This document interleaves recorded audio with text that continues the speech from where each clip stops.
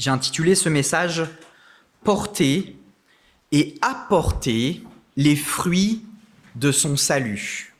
Porter et apporter les fruits de son salut. Nous avons démarré une série sur l'épître de la joie, l'épître que Paul a adressée aux Philippiens. Nous sommes donc à peu près vers la moitié du chapitre 2. Et donc on va lire la suite de ce qui a été fait dimanche dernier. Donc les versets aujourd'hui 12 à 18. La vie chrétienne n'est pas une vie inactive, à attendre simplement le retour du Seigneur en vivant une vie classique, une vie basique, une vie normale. Non, nous sommes appelés à vivre une vie différente, celle en accord avec nos choix, notre choix, celui de marcher à la suite de notre Seigneur et Sauveur, Jésus-Christ. Quand j'étais petit, je voulais quelque chose en particulier. Je pense que, j'imagine, je le suppose, que tous les petits garçons, à un moment donné, ont rêvé un peu de ça, c'est d'être ou de devenir un super-héros. Alors moi, à mon époque, c'était l'époque des Power Rangers, et donc on voulait tous être un Power Ranger, avoir sa propre couleur et ses propres pouvoirs, etc. Les filles ont peut-être rêvé d'autre chose, la fameuse princesse, ou je ne sais quoi d'autre, mais quand on était petit, on avait tous un peu un petit rêve comme ça. Pas très atteignable, on va pas se mentir, mais un rêve quand même. Celle de se transformer en super-héros, pour ma part. Ce matin, on va lire un texte où Dieu veut te transformer en super-disciple. Avec le S là, c'est que tu pourras ouvrir comme ça. Mais, il va falloir te retrousser les manches. Il va falloir que tu y travailles. Le texte que nous allons lire ensemble ce matin est un texte qui est assez petit. Il fait que 6 versets. Mais nous allons voir que ces 6 petits versets sont relativement riches et qu'on a beaucoup de choses à dire sur eux. C'est pourquoi ce matin, on va procéder un petit peu différemment de ce que j'ai l'habitude de faire, mais on va découper des éléments importants du texte, on va s'arrêter dessus et on va réfléchir ensemble à ces notions importantes. C'est pourquoi ce matin, je nous propose à partir de ces 6 versets 3 actions qui doivent découler de ton salut. 3 actions qui doivent découler de ton salut. La première, agis. Grâce à Dieu et pour sa gloire. Agis grâce à Dieu et pour sa gloire. La deuxième action qui doit découler de ton salut, c'est la pratique. Pratique ton salut.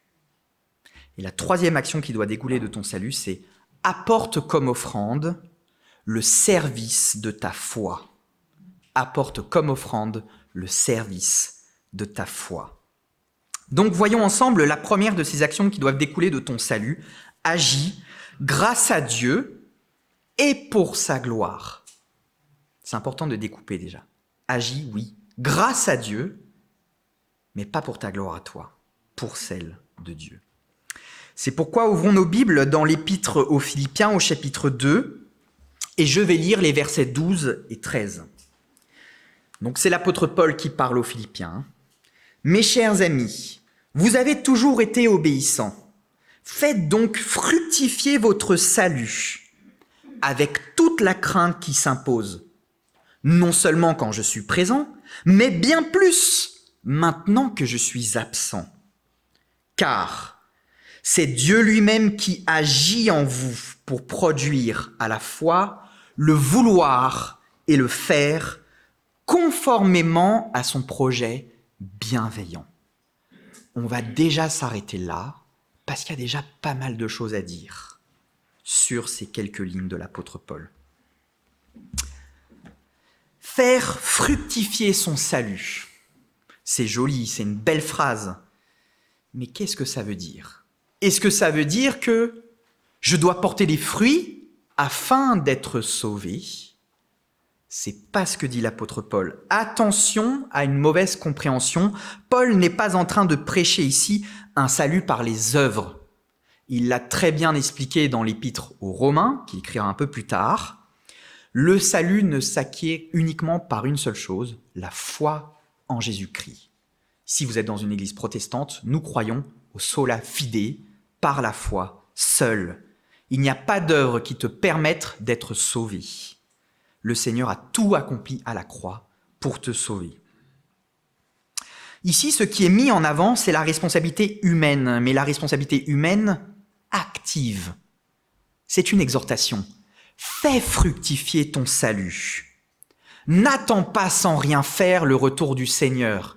Ne reste pas là les bras croisés en te disant « de toute manière, je suis sauvé, j'ai plus qu'à attendre qu'il revienne ». Non, fais fructifier ton salut. J'ai trouvé une image dans un commentaire qui m'a beaucoup plu, celle de la terre féconde. C'est comme si tu venais d'hériter d'un terrain, un terrain où il y a beaucoup d'ensoleillement, où il pleut aussi beaucoup, et donc qui est propice à faire pousser des choses. Tu as hérité de cette terre, mais si tu fais rien, la seule chose qu'elle va produire, c'est des mauvaises herbes. Il va falloir que tu y travailles, que tu travailles cette terre pour qu'elle porte du fruit. Il va falloir planter, il va falloir arroser, il va falloir enlever les mauvaises herbes. En d'autres termes, d'un point de vue plus spirituel, c'est le vivre une vie sainte. Soyez saints, car je suis saint. Vous vous souvenez quand on a fait la série sur Lévitique et quand on a parlé de la première épître de Pierre, soyez saints, car je suis saint. C'est un appel à une doctrine très connue, la sanctification. Vivre ce chemin avec le Seigneur, vivre à la gloire de Dieu. Rester fidèlement attaché à lui en attendant sa venue.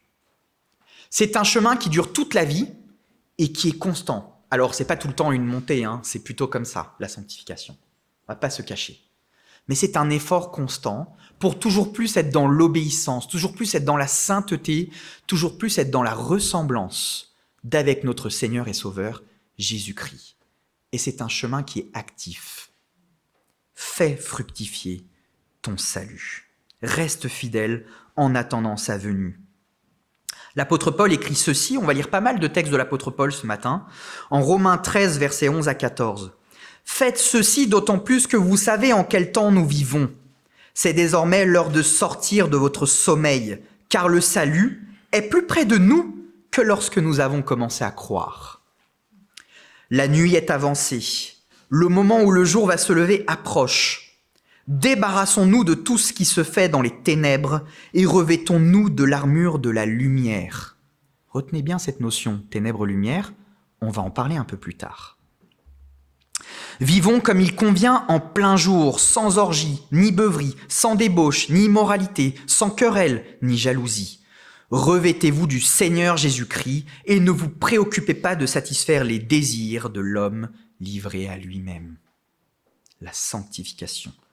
Ce cheminement actif du chrétien tout au long de sa vie. Mais l'apôtre nous invite à faire fructifier son salut, certes, avec la crainte qui s'impose. La crainte de Dieu. Pas la crainte des autres, là. « Oh, faut que je sois un super chrétien parce qu'au culte, on me regarde. » Non, c'est pas ça. Avant que les hommes te regardent, le Seigneur te regarde. Pire encore, lui connaît ton cœur. Tu peux cacher ton cœur aux autres, là, de l'assemblée. Le Seigneur, lui, y voit ton cœur. Crainte de Dieu. Celle de ne pas être à la hauteur de ce qu'il attend de nous. C'est exigeant, ça fait peur. Mais c'est une bonne crainte. Car c'est celle qui te motive. Là, j'étais pas au top. Faut que je fasse mieux. Celle qu'il attend de nous. Cette crainte, et vous le savez, est le commencement de la sagesse et aussi son aboutissement. On a fait la série en automne de l'année dernière, cette série sur les proverbes. Le commencement de la sagesse, c'est la crainte de Dieu. Donc en gros, fais fructifier ton salut avec sagesse. C'est la juste attitude qui convient devant l'Éternel. Pas uniquement quand l'apôtre est présent. Gare à l'hypocrisie. Ah là là. Dès qu'on est visité, tout de suite, on montre qu'on est une super belle église, géniale, etc. Puis dès qu'on est entre nous, c'est bon, on peut relâcher un peu. On se montre tel que nous sommes. Attention à l'hypocrisie. On doit toujours à conduire mieux, d'autant plus que l'apôtre n'est plus là, dit-il. S'il n'y a pas l'apôtre, le Seigneur, lui, il est toujours présent. On a plus à craindre de Dieu que d'un apôtre. J'espère que vous en êtes conscients quand même. Le Seigneur est toujours présent. Il te regarde quand tu viens, tout le temps. Il sonde ton cœur. Sonde-moi, ô Dieu, et connais mon cœur. Connaissez ce chant, hein? Pas facile de le chanter en réalité, hein? Regarde si je suis sur la mauvaise voie et conduis-moi sur la voie de l'éternité. À mettre dans la prochaine présidence. Enfin, l'apôtre va dire quelque chose de très très intéressant, et ceux qui font le groupe Croissance Disciples vont probablement sourire, parce qu'on a étudié ce texte ensemble. C'est Dieu qui agit en vous pour produire à la fois le vouloir et le faire. Ça paraît être une phrase anodine comme ça. C'est une phrase qui dit beaucoup de choses.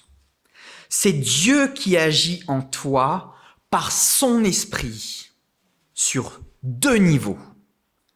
Le premier niveau, c'est la volonté, d'avoir envie de faire mieux, de vouloir t'améliorer dans ta relation avec Dieu, de vouloir t'améliorer dans ta sanctification. Mais non seulement il en provoque l'envie, il en provoque la volonté, mais il en provoque aussi l'exécution.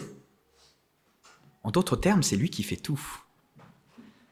Non seulement tu as envie, mais en plus il t'aide à le mettre en œuvre, à le faire. Le vouloir, c'est lui qui produit en vous le vouloir et le faire. C'est Dieu qui a l'initiative.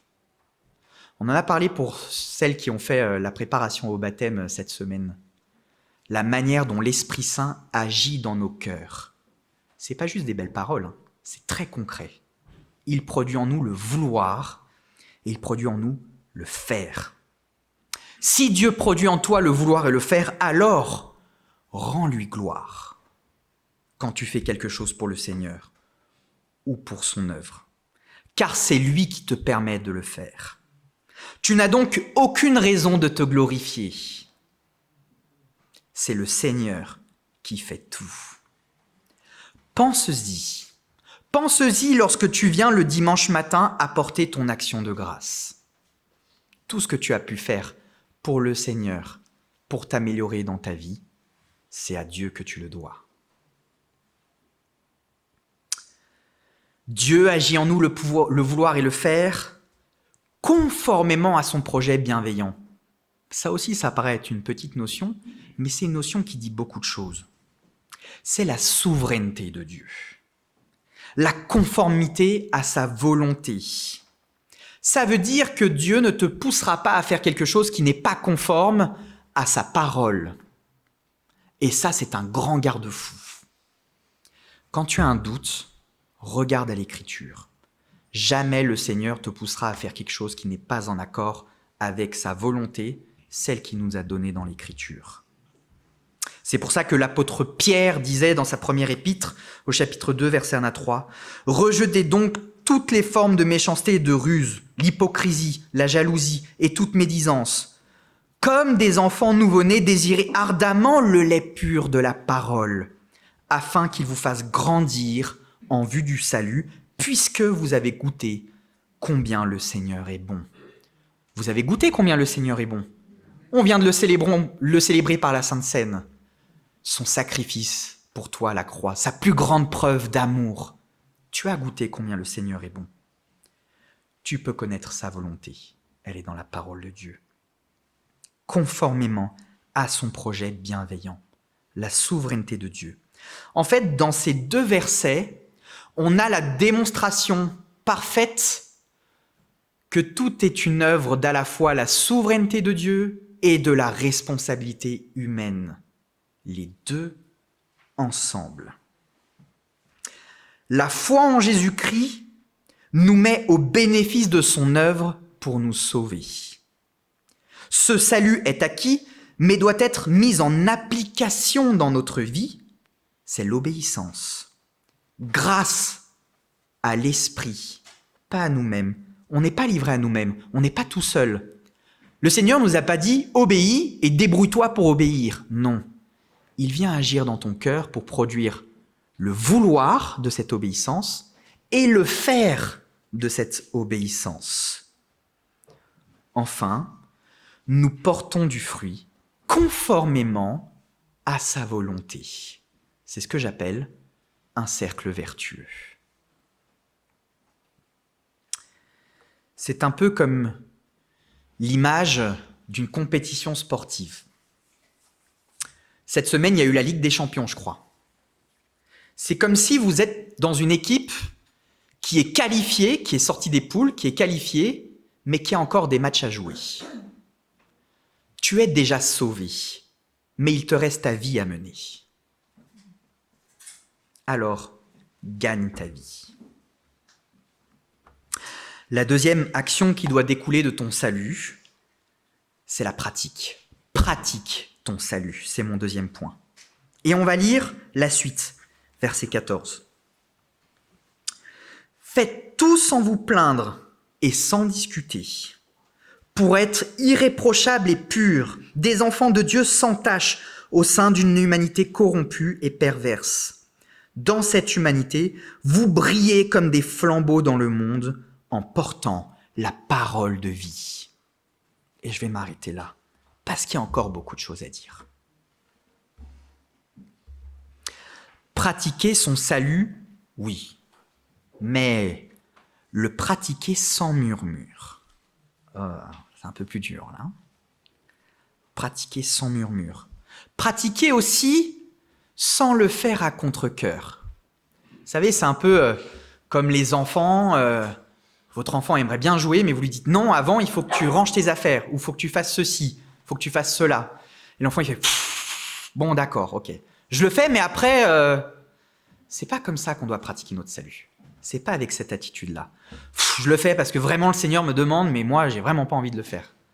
C'est pas cette attitude-là qu'on doit avoir en tant qu'enfant de Dieu. Ne pas faire à contre-cœur, mais le faire sincèrement, sans arrière-pensée. Ah, ok, je vais faire ça, on va bien le voir, comme ça après, les gens ils vont bien m'apprécier. C'est quoi ta motivation ? Tu le fais pour l'obéissance ou tu le fais parce que tu comptes y gagner quelque chose ? Sans arrière-pensée. Soumission et obéissance dans une attitude d'amour. Amour pour Dieu. Le plus grand commandement. Tu aimeras le Seigneur ton Dieu de tout ton cœur, etc. C'est celle-là l'attitude qui doit nous motiver. L'attitude d'obéissance que l'on doit avoir. De soumission. Dans l'amour. Aimer le Seigneur. Vous connaissez aussi un autre verset très connu dans le livre des Actes. Il y a plus de bonheur à donner qu'à recevoir. J'écoutais la radio, alors c'est pas récemment, c'était il y a plusieurs mois. Savez-vous qu'il a été prouvé scientifiquement que votre cerveau produit plus d'endorphines, c'est les hormones du bonheur, quand vous donnez quelque chose à quelqu'un que quand vous recevez quelque chose. Ça veut dire que ce texte-là très connu, il y a plus de bonheur à donner qu'à recevoir, il est scientifiquement prouvé. C'est incroyable quand même. La parole de Dieu n'est-elle pas la vérité ? Il n'y a que les non-chrétiens qui sont surpris de ça. On aurait dû le savoir avant eux. Il y a plus de bonheur à donner qu'à recevoir. Est-ce que quand tu obéis au Seigneur, tu le vois comme quelque chose que tu lui rends, un juste retour de la grâce qu'il t'a accordée ? Le bonheur doit en découler. Vivre la joie d'accomplir la volonté de Dieu. C'est pas juste des belles paroles, ça doit être concret. Et il y a un peu un juste retour de la récompense aussi. Ah Seigneur, tu as produit en moi cette volonté de changer des choses dans ma vie pour être plus conforme à ta parole. J'ai réussi à le faire. Je pense que c'est gratifiant aussi. C'est pas mauvais d'être gratifiant. L'apôtre Paul disait qu'il était fier de son salut. Nous aussi, nous pouvons être fiers. Mais la gloire revient à l'Éternel. Pourquoi ? Pour être irréprochable et pur, des enfants de Dieu sans tache, dit l'apôtre. Irréprochable, ça veut dire qu'aucune charge ne peut être retenue contre toi. En gros, tu es inattaquable. On ne peut rien te reprocher. Attention à la mauvaise compréhension. L'apôtre n'est pas en train de dire que l'on ne pêche plus. Sinon, ici, on est un peu tous mal barrés. C'est pas ce qu'est en train de dire l'apôtre Paul. On peut malheureusement pécher et ça arrive. On va pas se faire des films, on va pas se mentir. Mais on peut s'excuser. On peut confesser ses fautes. On peut réparer ses torts lorsque c'est possible.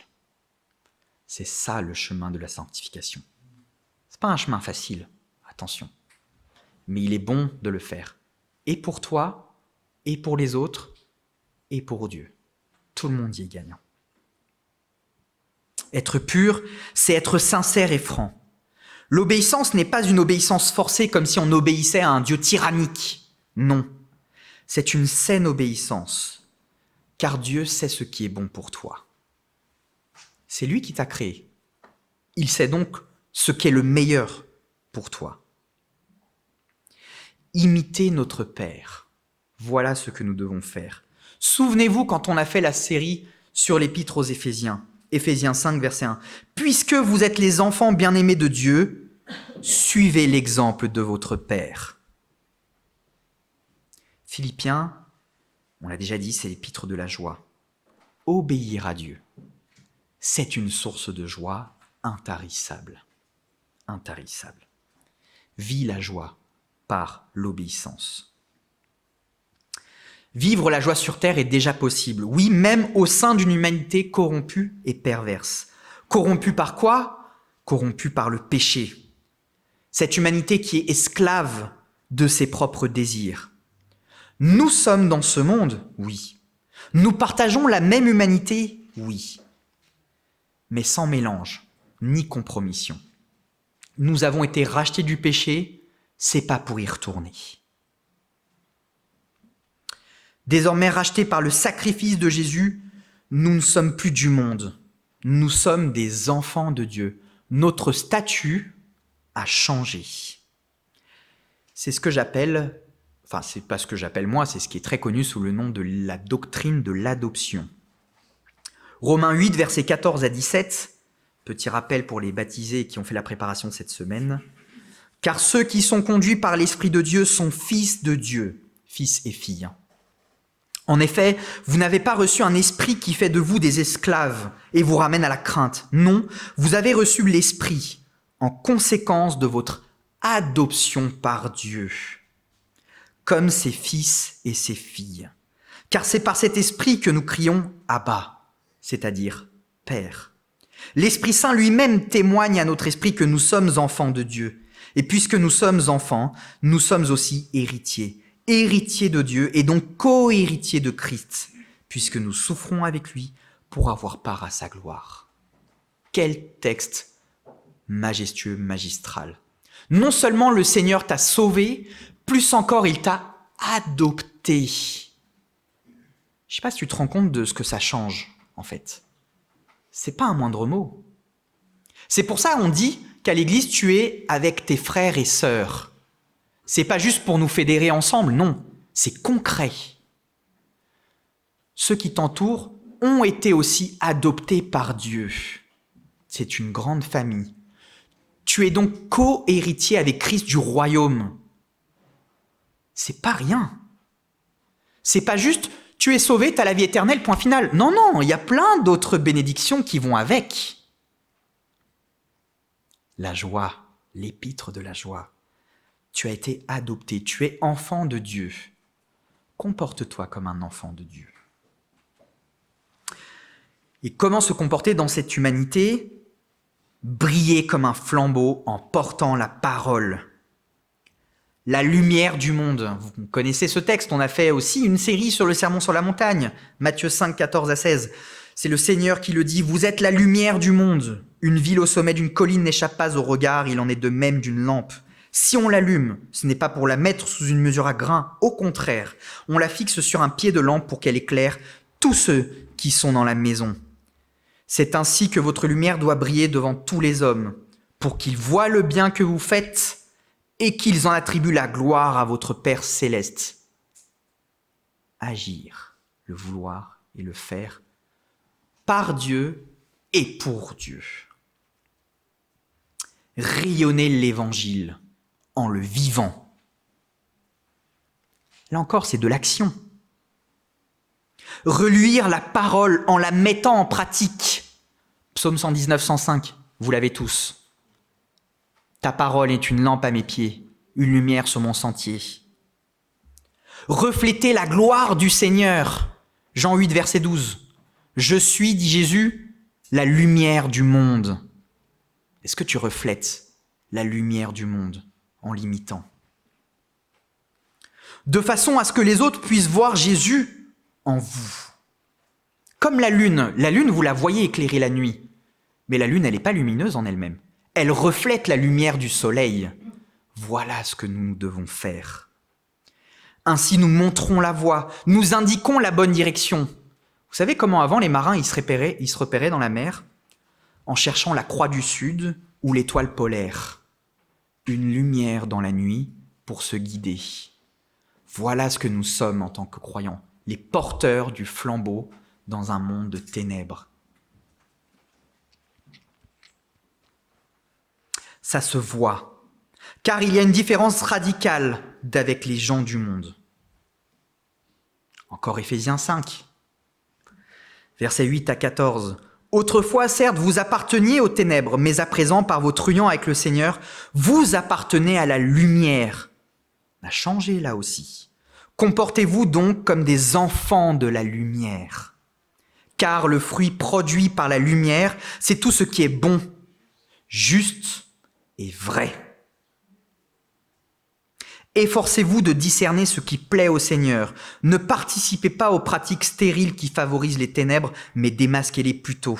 Car tout ce que ces gens-là font en cachette est si honteux qu'on n'ose même pas en parler. Mais quand ces choses sont démasquées, leur véritable nature paraît à la lumière. Or, ce qui paraît à la lumière est lumière.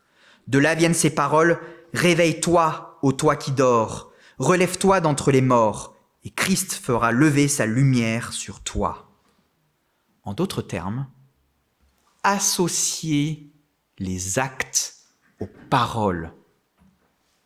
Prêcher la parole, c'est bien. La vivre, c'est mieux. Et c'est une source d'un grand témoignage. Enfin, troisième et dernière action qui doit découler de ton salut et du texte d'aujourd'hui, apporte comme offrande le service de ta foi. Apporte comme offrande le service de ta foi. Lisons la suite. Ainsi, lorsque viendra le jour de Christ, vous serez mon titre de gloire. C'est toujours l'apôtre Paul qui parle. Je n'aurai pas couru pour rien et ma peine n'aura pas été inutile. Et même si je dois m'offrir comme une libation pour accompagner le sacrifice que vous offrez à Dieu, c'est-à-dire le service de votre foi, je m'en réjouis. Et je me réjouis avec vous tous. Vous aussi, de la même manière, réjouissez-vous et réjouissez-vous avec moi. L'épître de la joie. Réjouissez-vous avec moi. Être le titre de gloire de l'apôtre lorsque viendra le jour de Christ. Oui, le travail de l'apôtre aura porté du fruit et il aura contribué à l'œuvre des Philippiens. C'est pas lui qui a fait l'œuvre des Philippiens, il y aura contribué. Quand le Seigneur reviendra, comment nous trouvera-t-il ? Est-ce qu'il te dira à toi, bon et fidèle serviteur, tu as été fidèle en peu de choses, je te confierai bien plus. Ou est-ce qu'il te dira, tu m'as déçu.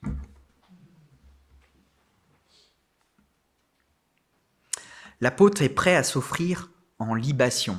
Terme un peu technique. Qu'est-ce que ça veut dire ? C'est répandre un liquide ou un produit sur l'autel pour accompagner une offrande. Ça se faisait, on trouve cette pratique notamment dans l'Ancien Testament, lors des sacrifices.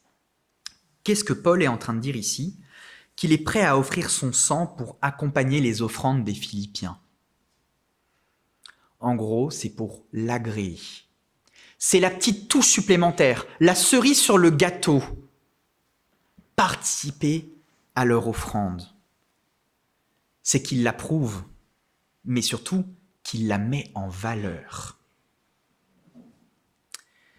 Ce n'est pas son offrande à lui, c'est pas comme s'il venait en profiter. Ah, attends, je mets la mienne avec, comme ça. Non, c'est il met en valeur l'offrande que toi tu apportes. son offrande à lui, elle prend la seconde place. C'est une attitude importante de l'apôtre. Les autres avant soi. Les autres avant soi.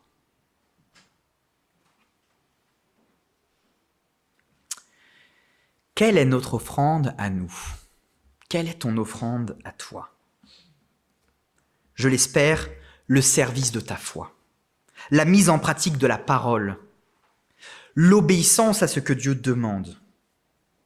Toujours l'apôtre Paul, Romains 12, versets 1 à 2, ce texte très connu. « Je vous recommande donc, frères et sœurs, à cause de cette immense bonté de Dieu, à lui offrir votre corps comme un sacrifice vivant, saint et qui plaise à Dieu. Ce sera là de votre part un culte raisonnable. » Il ne dit pas c'est un super culte, un culte raisonnable. Ne prenez pas comme modèle le monde actuel, mais soyez transformés par le renouvellement de votre intelligence. Qui produit le renouvellement de notre intelligence ? L'Esprit. Celui qui produit en toi le vouloir et le faire. Il renouvelle ton intelligence. Pour pouvoir discerner la volonté de Dieu, ce qui est bon, ce qui lui plaît, ce qui est parfait. Notre offrande, la manière dont nous rendons un culte au Seigneur, la manière aussi dont nous servons son Église, le flambeau que nous sommes dans le monde. Se réjouir dans l'offrande. Notre texte d'aujourd'hui finit là-dessus. Alors, quelques questions pour nous titiller un peu. Sommes-nous dans la joie de servir notre Seigneur ? Sommes-nous dans la joie de venir lui rendre un culte le dimanche matin ? Ou est-ce que c'est pénible parce qu'il faut se lever et qu'on aimerait bien dormir le dimanche matin ? Pourquoi tu viens au culte ? Pour voir les copains, les copines ? Pour parler de ta semaine, voir du monde ? Ou est-ce que tu viens rencontrer ton Dieu pour lui offrir ton offrande ? Ou est-ce que tu viens les mains vides ? Je ne suis pas en train de parler d'offrande financière là, Je suis en train de parler d'offrande spirituelle, ton être, ta vie. Es-tu dans la joie d'aimer Dieu et d'aimer ton prochain ? Es-tu dans la joie de mener une vie conforme à la volonté du Seigneur ? Es-tu dans la joie de faire fructifier ton salut ? L'apôtre dit quelque chose de paradoxal mais d'intéressant. Celle de mourir en annonçant le Christ. Au lieu que les Philippiens voient son martyre comme une tragédie, on sait comment ça va finir. La tradition dit que l'apôtre Paul a été décapité. Au lieu de le voir comme une tragédie, regardons-le comme un départ glorieux. L'apôtre Paul a achevé la course. Qu'est-ce qu'il a obtenu à l'arrivée ? La couronne de gloire. Se réjouir ensemble de ce que Dieu produit en l'autre. Se réjouir dans ce qu'il produit dans mon cœur. Mais est-ce que tu te réjouis quand tu as un frère et une sœur qui te dit « Ah, j'avais tel truc à régler dans ma vie, grâce à Dieu, c'est fait. » Est-ce que tu partages sa joie ? Pour moi, c'est plus facile, je suis aux premières loges. Dans les entretiens, je le constate régulièrement. C'est génial. Mais on doit se réjouir de ça. L'apôtre Paul se réjouit de la vie des Philippiens. Est-ce que toi, tu te réjouis de la vie de tes frères et sœurs en Christ ? En conclusion, je rêvais étant petit d'être un super-héros. Et je vous ai titillé en vous disant « Voulez-vous être un super disciple ?» Mais je vous ai induit volontairement en erreur. Il ne s'agit pas d'être un super disciple. Il s'agit d'être un disciple tout court. Déjà d'être un disciple de Jésus-Christ. Point. Si la tâche n'est pas aisée, on ne va pas se le mentir, nous sommes sûrs du soutien de Dieu. C'est lui qui produit en toi le vouloir et le faire. Toutes les conditions sont remplies pour mettre en œuvre ta responsabilité humaine, pour te mettre en action. Le Seigneur a fait les 90%. Fais tes 10% restants. Agis grâce à Dieu qui nous permet de le faire, mais pas pour notre propre gloire, pour celle de Dieu. C'est lui qui a l'initiative en toutes choses et c'est donc logique que la gloire produite lui revienne de plein droit. J'espère que tu y penses quand tu viens le dimanche matin. Louer et glorifier le Seigneur, lui rendre gloire. Glorifie le Seigneur pour ce qu'il a produit, ce qu'il t'a permis de réaliser, ce qu'il produit, ce qu'il va produire et ce qu'il va permettre de réaliser plus tard, ce que tu vas réaliser plus tard. Tu as reçu de Dieu le salut par la foi, ça c'est acquis. On ne revient pas dessus, mais mets-le en œuvre. Pratique ton salut comme une terre féconde dont tu as la charge afin de produire de bons fruits et d'être ainsi un témoignage puissant pour le monde qui t'entoure. Enfin, considère ton offrande, le service de ta foi. Qu'est-ce que tu offres au Seigneur ? Est-ce que c'est une offrande de qualité ? Ou est-ce que c'est quelque chose dont tu te débarrasses ? Surtout, n'oublie pas que c'est là une grande source de joie. Ne l'oublie pas. Alors, cherche ton bonheur en vivant pour ton Seigneur. Cherche ton bonheur en vivant pour ton Seigneur. Amen.